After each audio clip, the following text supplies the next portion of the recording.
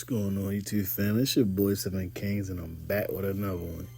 Now that Raising Kanan season 4 is wrapped up and done, now we finally got the introduction to the character we've been waiting 10 plus years for, 11 to be exact.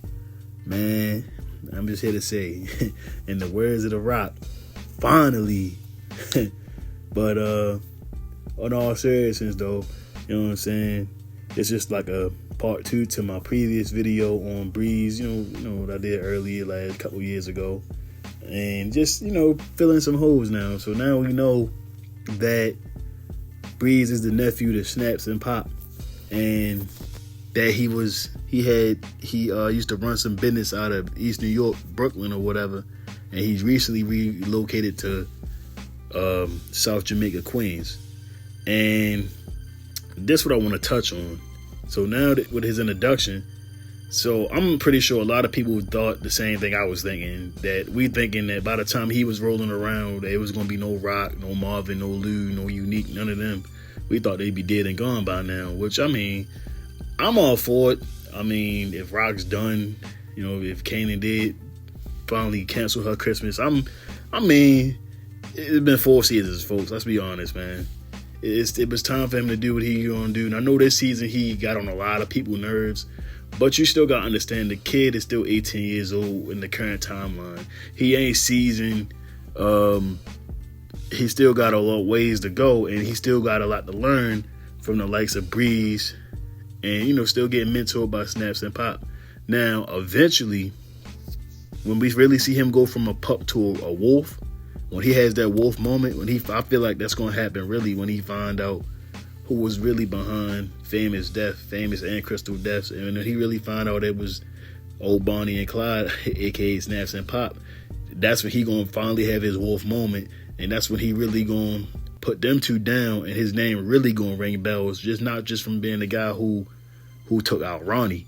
You know what I'm saying? He take out them two. Then now people on the streets going to know he a major player. But as to what we know about Breeze, we know he gonna eventually come into contact with Ghost's dad, because we know in the previous power that Ghost's Uncle Gabe was pleading with Ghost's dad Curtis to pay the drug dealers, and I guess at one point he probably was, but eventually he might have just said fuck it, and he just stopped doing it, and that's probably what caused his demise. As to who did it, I don't think Ghost did it per se. I think this was Breeze's call, not Kanan's, because I mean, let's be honest, man. When Ghost said the comment, told Sean in I think season 1 that when Ghost lost his pops, Kanan was there for him. I believe that Kanan really didn't, I think he had an idea of who did that, but I know I think he didn't do that part. He didn't do that one. He didn't ice Ghost dad. I think that was purely Breeze to really turn the screw with Ghost and keep him in the streets, because he was so good. Like they said, he had the ability to disappear. Never seen him coming, never seen him leaving. And Breeze saw James as an asset to his organization. He was like, well, nah, he gonna pick a side. It's gonna be the streets. He ain't gonna be picking that school book. Nah. So, we know that he's going to eventually come into contact with Ghost's dad. And this is what I'm thinking. I think Kanan, by this time, will, finally be that wolf and finally be that manipulator that we've all known in the OG power. I think that he's going to finally put the wheels in motion for him to finally take over and run the hustle. Because I'm thinking by the time that all happens, Snaps and Pops is long gone, because we all know Ghost. I don't think Ghost and Tommy knew of Snaps and Pop. I don't think they did. But then again, I was wrong about Unique potentially meeting Breeze, and saying with maybe Marvin, Lou, and maybe Rock. But that one is a 50-50 chance. Really 60-40. 80-20 to be exact. But, yeah. And what I mean by, turn the screw with Ghost, I think once Kanan found out that Breeze did have something to do with Ghost's dad's death, that's going to be, Kanan's way of getting Breeze out the way so he can run the hustle. Maybe putting the battery in James' back, saying that, yeah, it was Breeze the one that gave the order to take your pops out.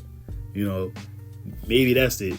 Or maybe he made it where as though he had it where as though he put it in James' head where he should be running the hustle or something like that. And maybe that's why James did what he did. Or maybe that's just think. Because this ghost we talking about, and he always was thinking in long terms, 3 steps ahead, 5 steps ahead. And maybe he was still going to take, either regardless, it was going to always be, he was always going to take down Breeze and Kanan regardless. Maybe he was going to start with Breeze and eventually it was going to go with Kanan. But like we know in OG Power, he loved Kanan. He loved Breeze.